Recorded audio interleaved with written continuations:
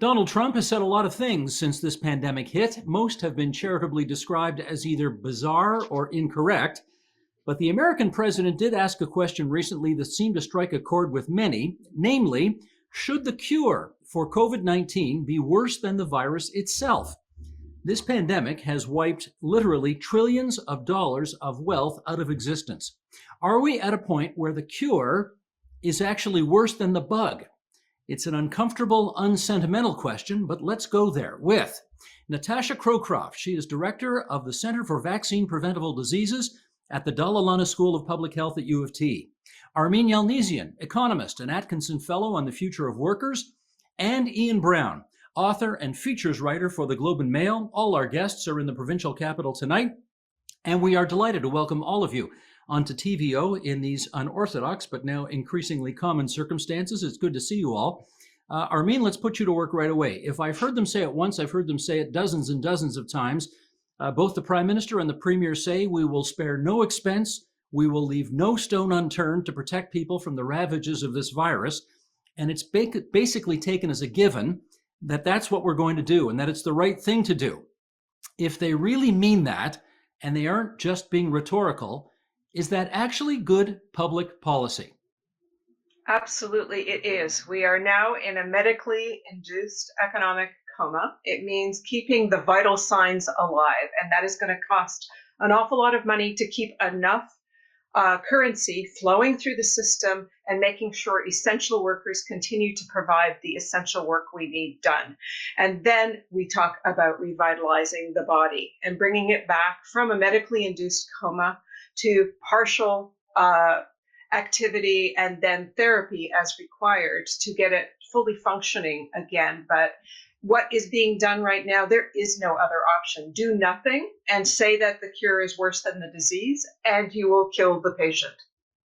Natasha, from your perch, how does it seem to you that our political leaders seem prepared to spend whatever it takes, regardless, in order to fight this virus? I think it's an amazing situation we're in that they're willing to do that. And, there's that quote, I think, from Winston Churchill, never let a good crisis go to waste. This is an opportunity to rethink how we do everything. And the fact that our leaders have stepped up and said, we're going to do everything it takes is indicative of the political will there is to change the way we do things. And I think this conversation, I'm really interested in it. I'm here from a public health perspective as a physician who's interested in how we approach things and how our values influence the decisions we make as a society. I think this is an opportunity to look beyond how they're performing right now to what this means for the future. I really applaud our politicians. They've come out really, really well in this whole whole emergency. And I find myself agreeing with politicians who I honestly never thought I would say that about. I'm not going to name names, but there are people that I'm sitting there thinking, wow, I actually agree with everything you're saying. Well, you don't have to name names. I've heard dozens and dozens of people over the last 5 weeks say, I never thought I'd ever agree with a single thing Doug Ford said, but I got to hand it to the Premier of Ontario, who's doing pretty well. I won't say that's who you're referring to, but I'll just put that out there for the record. Ian, let me play curmudgeon here then for argument's sake for a second, because I mentioned and I saw the figure, you wrote a piece about this in the Globe, and I saw the figure that $26 trillion of economic wealth has just disappeared with this virus. And clearly we would not have been prepared to sustain those kind of losses to save one life or 100 lives or 1,000 lives or maybe even 10,000 lives. So at what point, given that you've looked into this, at what point does the economic calculation kick in that this many lives is worth spending absolutely anything for to save them? Well, that is the $10 trillion question, I guess. And one of the difficulties is that we have such a hard time putting a value on human life.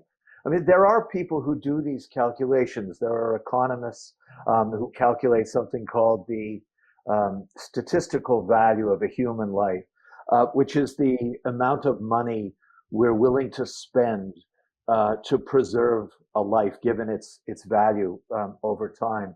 And that figure, surprisingly, I mean, I'm not mentioning any names, but I thought, this was a bit of an overestimation myself, but the figure is $10 million. And that's the statistical value of a human life calculated, thousands and thousands and thousands of times in thousands of different circumstances to figure out how much, whether it's worth to put, environmental protections in place, whether it's worth it to make better and more expensive brakes on a car. So they've done these calculations, and I have yet to find the economist who will say the cost of the bailout is higher than the cost of saving lives. Even in Canada, using the most conservative figures, the number of lives we've probably saved by the sheltering in place, by social distancing, it's probably $1 trillion, and that's a very low estimate. The liberals are spending 300. What are they spending? 300, 400, maybe $500 billion. So even at those very, very conservative estimates, there is some economic rationale to what we're doing, but there's of course this huge human rationale as well. And I think what both Armine and Natasha are saying is very true, that what we're going through is a re-estimation of what's going on. We've spent the last at least 40 years since the Reagan's administration. We've spent all this time worrying about capital, individual wealth, and maybe we're going to start thinking about other things. And those are things that are harder to Well, evaluate. hold off on that, Ian. I'm going to come back to that later. But let me ask a completely pedantic follow-up question here, which is, okay, the economists have done the crunching on this. Every life is worth $10 million. U.S. or Canadian? Well, that's U.S. It's 7.6 million Canadian. So we're worth a little less. No, I'm sorry. It's 7.6 million U.S. It's about 10 million. It's about the same. Okay, gotcha. Armine, we know that public health officials are very focused on their modeling, and in fact, earlier today, the government of Ontario came out with its latest modeling for where they see the curve going. They do the crunching, and if we spend, if we save X numbers of people, it'll cost X numbers of dollars. Do you think economists in the Department of Finance, for example, in Ottawa, are doing their modeling, meaning, it'll cost this much money to save this number of people? Prime Minister, Finance Minister, your call on whether it's worth doing. I don't know, but I sincerely doubt that that's what they're modeling. I think they're modeling roughly what kind of a downturn are we looking at? What's the duration of it? What would be the implications of waiting for a day or 2 days before you start announcing the reversal of some of the measures that were put in place?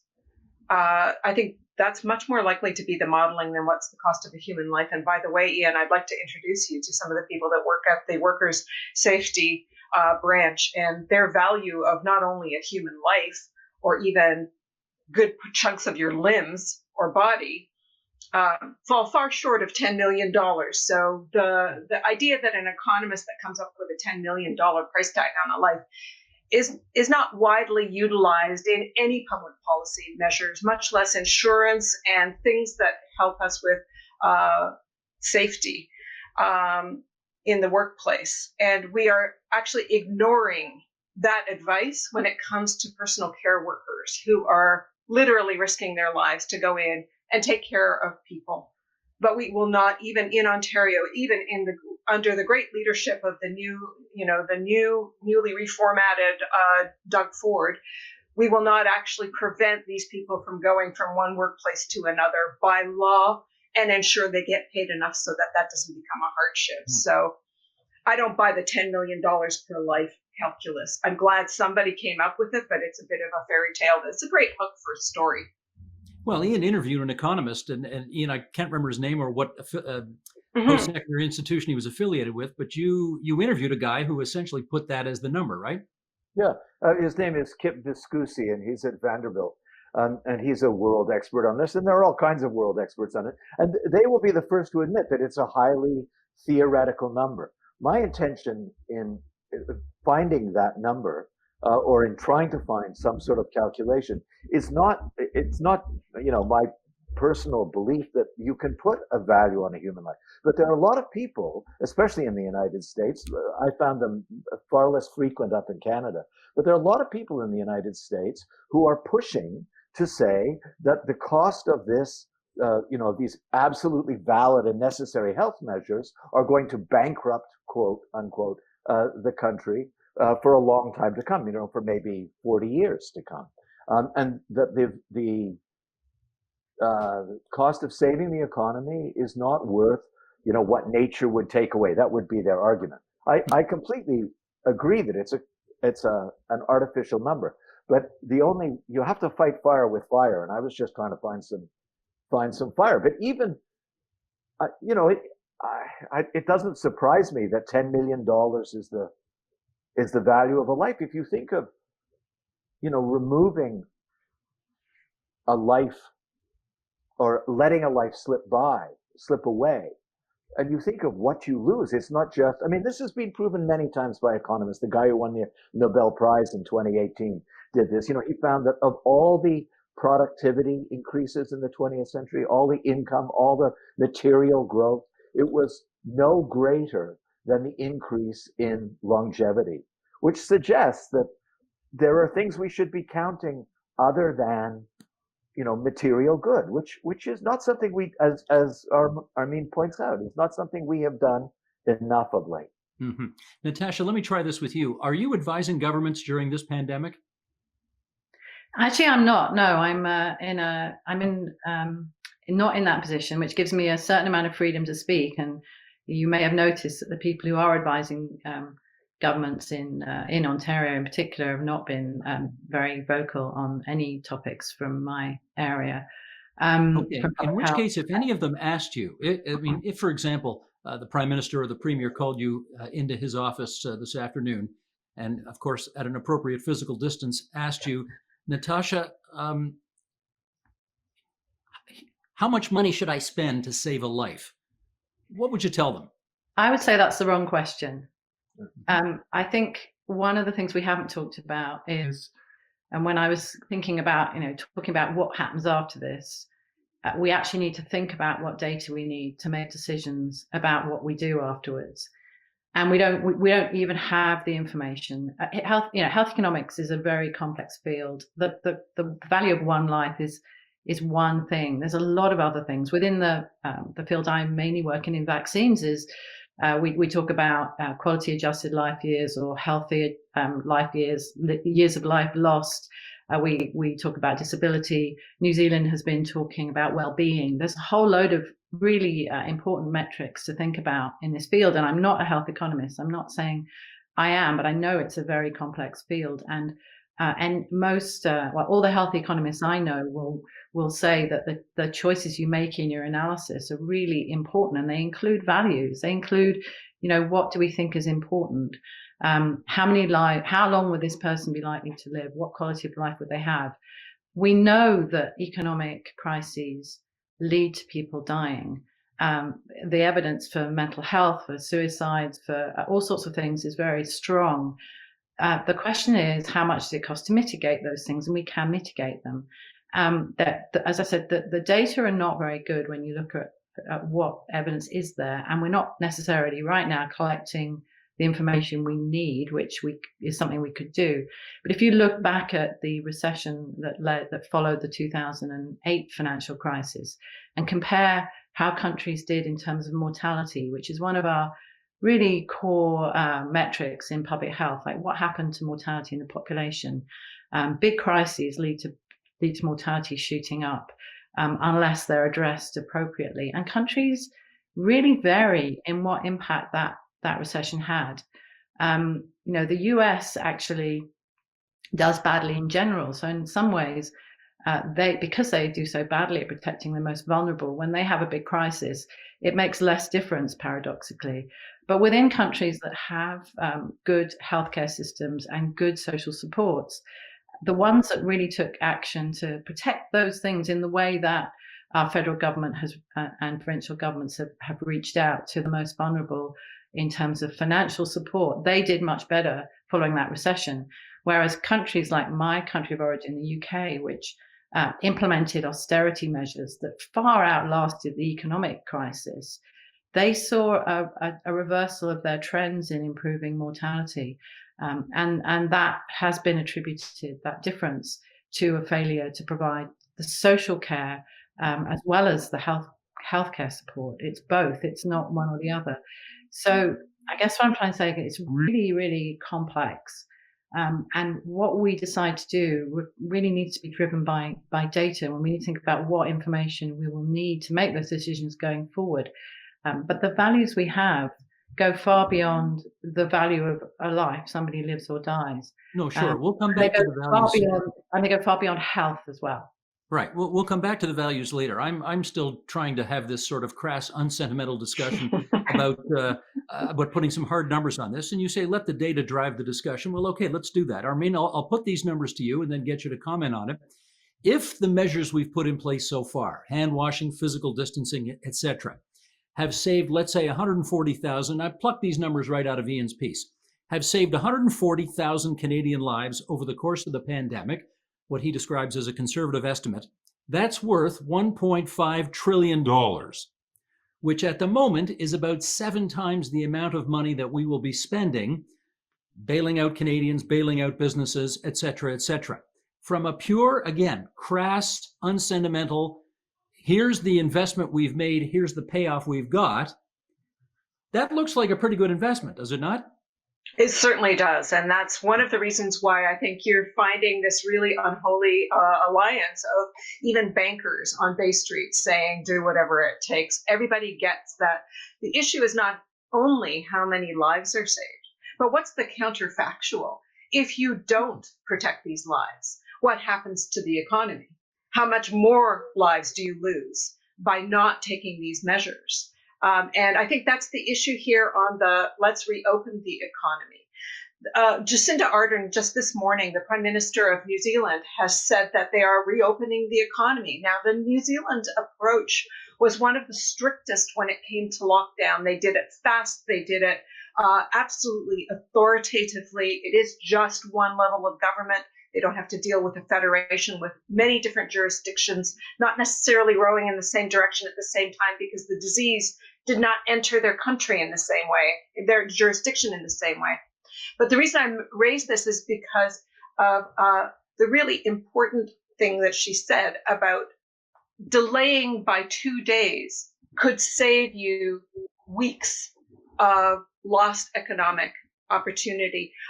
I'm bungling her comms message, which was we could have opened up today, but if we delay it by 2 more days, we are going to make the bigger difference and not lose any of the gains that we have made in tackling this disease. And I think looking at how they did the math on when to reopen and how to stage the reopening, and they did exactly the reverse order of how they introduced lockdown. I think we have a lot to learn from New Zealand, which, by the way, led the parade on neoliberalism in 1984. 5 million people, or at the time, I think it was 3 million people, showed the rest of the world how to do neoliberalism. It has gone 180 degrees in the direction of the pandemic. As you rightly pointed out, well-being was their last budget. They've got a budget coming up in May and an election coming up in October. Watch how this parade unfolds in New Zealand. We have a lot to learn from them. Let me pick up the conversation by reading something that Peter Singer, who's a professor of bioethics at Princeton, wrote just a few days ago. And he wrote, "It pains us to say it, but US President Donald Trump is right. We cannot let the cure be worse than the disease. Lockdowns have health benefits. Fewer will die of COVID-19 as well as other transmissible diseases, but they have real social and economic costs. Social isolation, unemployment, and widespread bankruptcies, to name 3. These ills are not yet fully apparent, but they soon will be." Natasha, these are some other elements that we presumably need to take into the mix when we consider the costs of COVID-19. Are you thinking about this as well as you consider the costs of the whole pandemic? Absolutely. It's a really difficult situation. And, my heart reaches out to everyone who's being affected in that way. It's incredibly stressful and difficult. And hard for someone whose business is going bankrupt or who's struggling to get by day to day to imagine that there's anything good could come of this situation. And it's I don't want to say this is simple or any of these decisions are easy in any way. I guess one of the issues we do face is the origins of this pandemic are in a system that has promoted certain changes to the world, including climate change, environmental degradation, global and local inequity, and precarious jobs, all of which helped fuel where we are now. So where we've come from is really important in this discussion. So one of the questions that arises is, how would we like things to be different? I think some of the jobs that are being lost, and some of the jobs that have turned out to be the most important jobs, are the most precarious jobs we have, and people who are the lowest paid, living from week to week. Is this an opportunity to try and rethink that? I agree completely about the long-term care, where you have facilities that are privately run for profit that are hiring people on part-time contracts, so they have to have multiple jobs, so they go from place to place.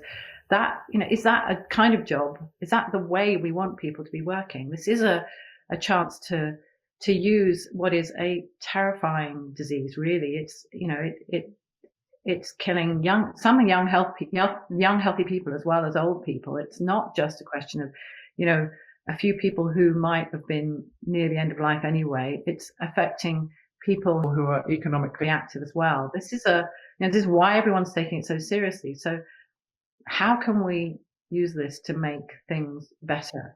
Right from the origin of this pandemic, you're talking about the wet markets, the trade in endangered species. We've had warning shots time and time again that a pandemic was on its way. We thought it might be influenza, but coronavirus has raised its ugly head a couple of times before. And so it was on the list of potential pandemics. So we've created a world in which these things were going to happen. We knew this. We were not prepared, however. And it's liable, unless we change the way we live, it's liable there will be more things like this on the horizon. Before we get there, though, I want to try this with Ian. Before we get there to thinking about how we change society coming out of this, Ian, clearly the public health officials and the political leaders have been very focused on spending whatever it costs to save lives in the immediate run. I wonder whether in your travels you found anybody who is calculating the costs of things we may not be on the lookout for right now, like adverse mental health incidents or suicides, or deaths caused to delayed surgeries in hospitals because hospitals are focused on doing other things right now. Anybody taking that into the mix? I think it is being taken into the mix, and it has been taken into account all along. As Natasha said, in Britain, for instance, I think the Institute of Public Policy did a study that during that period of when they shrank the spending on medical procedures, on social supports, after 2008, I think over a 7-year period, they calculated that they lost 130,000 lives because of those cutbacks. So these calculations are done, and Armine will correct me, I'm sure if I'm wrong.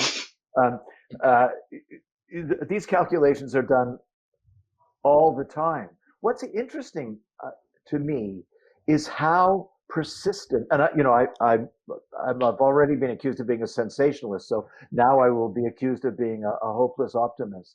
But it's interesting how hard people are trying to find meaning in these changes. I mean, if you go on the internet and you look around at all, you see people rearranging their pantries and people singing and people posing in the positions of great portraits, and there's just a million things they do. But all of those things are attempts at finding meaning in the way we live now, not according to some metric, not according to some economic or financial metric, as important and as necessary and as critical as those things are. And I'm not for a moment suggesting this isn't hard on tons and tons of people, especially who've lost precarious jobs. But it is interesting how hard people are trying to see what's meaningful about this, because I think they sense that everybody senses that there is another way than this headlong way we've been living, in which wealth as opposed to health was our preeminent concern. And all of what we've seen is people trying to sort this out on the understanding, of course, that none of us really know what the hell is going on at any time anyway. Well, having said that, Armine, there's a professor at Rutgers University named Stuart Shapiro who also wrote a piece and he put this question out there. Is it theoretically possible to cause sufficient economic harm that it might be of a magnitude comparable to the risks of the virus? How would you answer that question? That's an extraordinary question. And I guess I share both Natasha and Ian's cautious optimism that we might be talking about something else, because this virus is going to trigger a tsunami of bankruptcies. We have gone through the looking glass when it comes to debt. We were already in Canada, one of the highest in the world countries with respect to household debt as a share of income. 176% of our income was held in debt on the household side. And before COVID-19 struck, because of what was happening in oil and gas, we were looking at a cascade of corporate insolvencies. And going on the other side of this, we don't know how long the medically induced coma is going to be. But even if you're trying to keep vital signs happening for somebody that is in a medically induced coma, without sufficient circulation of the blood, you start losing limbs, right? So you might keep the patient alive, but in a truncated version. So we are looking at a way of dealing with debt on the other side of this that we have not had to foresee. And can I just throw my hand up and say, this is biblical in proportion. We're dealing with a plague that is global in nature, that we are experiencing in real time, which is showing us that the weakest amongst us, the health of the weakest amongst us, affects all of us. The most vulnerable and how we treat the most vulnerable is going to affect my individual health and all of our health. That is a biblical lesson. Secondly, the locusts are coming. They're coming in Africa. They're coming in Iran. They're coming in Pakistan. The locusts are coming. So the third thing that is biblical in nature is debt. And we have a biblical lesson there from Deuteronomy in the Old Testament, which is that once every long while, you have to wipe the slate clean when it comes to what we owe one another and press restart. And I think we are going to have such a mountain of debt, we're not going to know what to do with it. And just as COVID has caused us to wipe lots of things clean to be able to survive, we may have to take a very different approach to debt on the other side. We're already at zero interest rates. Some prices are going into negative territory. We might be looking at a prolonged period of deflation. This stands the economic models on their head, that this is about allocating scarce resources, because deflation means you got too much of everything, right? You got too much for the amount of people. So an economy, an abundance economy, and how we allocate to need might be what's on the other side of this. And that has got huge implications for what Natasha addressed, which is the inequality we walked into this crisis with, and what the inequality we walk out of this crisis might be looking like, and whether we can finally, when growth doesn't solve inequality, might the way we treat one another solve inequality? That's what we're learning from COVID. Natasha, I did hear the Premier the other day use the term squirrely, as in people are starting to really, they've had enough of all of this sheltering in place. And we're starting to certainly see scenes in the United States, in Michigan and Minnesota, of people, protesting in the streets with flags, and we want to get back to work, that kind of thing. Bret Stephens, the New York Times columnist, wondered whether it was time to reopen some businesses where people can do their jobs from a socially, or I guess a physically responsible distance. Could we open some schools under the same conditions, where some students would come back maybe focus on the people who are not so immunocompromised and let them take greater health risks in order to sort of attempt to restart the economy. What's your view on that? I think it's a really difficult decision. I don't know that, I think it's going to be made at some point, and it is being made in some jurisdictions, and people are starting to try that, go down that pathway. And Armine talked about what New Zealand is doing. The great thing about some jurisdictions doing it is that we can watch and see and learn from them and see, well, what do you have to have in place to figure out what's going on? And we know some of those things. We know that we need to be testing as much as possible to know who's being infected and where this virus is going. It's test. It's, do the case and contact follow up, because that's been shown to work in other countries. So we know the public health pieces that need to be in place. What we're missing at the moment as well is more information on who is at risk. So there's been a lot of in the press recently about minority ethnic groups being really overwhelmingly affected by this virus in the UK and the US. And Canada, we don't have the data. So we do need to start getting data on it, more data in public health systems on who's being affected. And I think going back to what I was saying about data in general, like we do need to be thinking and I'm sure people are thinking about this, but it's a question of making it really transparent. What are the metrics we need to be tracking to figure out where we are in this? Opening up small stores with the right protections in place, that kind of thing. There are small steps we can take, but it's going to be we're going to have things in place to really track the impact of that, and some ironclad protections for our most vulnerable amongst us, which is not an easy thing to do either, as we've seen from what's been happening in long-term care. So I think, really slow, measured, thoughtful, and transparent response where we're being talked through what's going on, what we need to do, is inevitably going to happen, because we can't stay in lockdown forever. I mean, it's not just about being squirrely. We do have to get on with life. There are other things. I don't take away from that, but with that due caution and the knowledge that as long as we're in this situation, the chances are, especially in Canada, where Canada has done so well to contain this outbreak, we know that as soon as we do anything, it's going to start to circulate more. In other countries, like in the US and the UK, where the outbreak has been allowed, in my view, negligently to run rampant, then it's a different scenario. But here in Canada, the control measures have held this virus back, so we've bought time. I really hope that some treatments become available, because that will change the metric as well. Like if it turns out that using convalescent antibodies from people who've recovered, if that helps people, if there are drugs that turn out to be useful, really not ones that politicians make up, but really well validated drugs that are helpful. If and when the vaccines are available, all of those things will change the picture going forward. But this is a real opportunity to think about what data do we need to be collecting to make sure that the right people are being protected, and to be transparent about those processes, because we don't talk about it a lot. In society in general, we don't discuss, well, if we spend money on building this road, it will save this many lives, but it may lead to this many more accidents or less accidents. Those discussions are not really being had, and I think it is an opportunity to be more transparent about how all the decisions we make affect people's lives.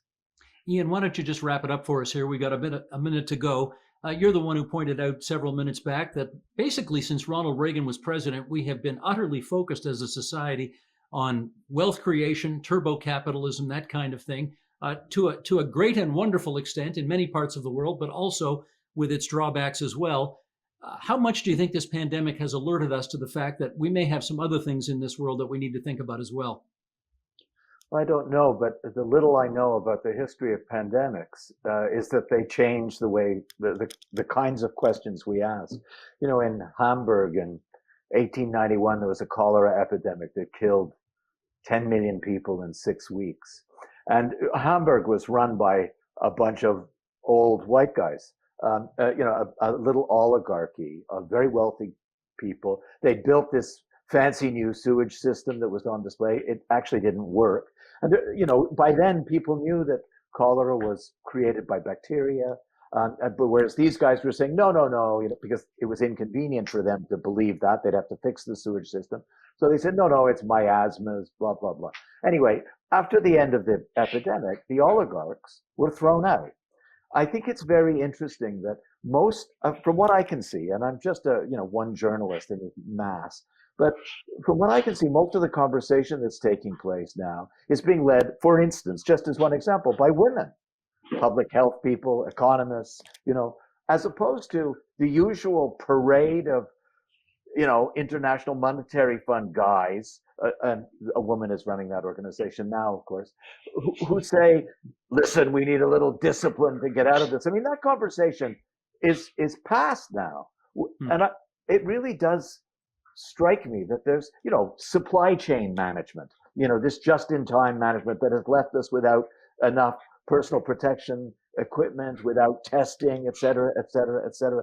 I mean, the role of nationalism, all of these questions, I think, are going to come up. And even now, this morning in the paper, the Liberal government is once again visiting the international ownership of companies that create medical supplies. I mean, that conversation hasn't taken place in 40 years in Canada? It's suddenly right on, it's on the front page of the newspaper now. That is the sensational and hopelessly optimistic Ian Brown, who you will read in the Globe and Mail. Natasha Crowcroft from the Dalalana School of Public Health at U of T has been with us, and Armine Yalnizyan, the economist. Great to have all three of you on TVO with us tonight for this discussion. Appreciate it very much. Thank you. Thanks. The Agenda with Steve Paikin is brought to you by the Chartered Professional Accountants of Ontario. CPA Ontario is a regulator, an educator, a thought leader, and an advocate. We protect the public. We advance our profession. We guide our CPAs. We are CPA Ontario. And by viewers like you. Thank you.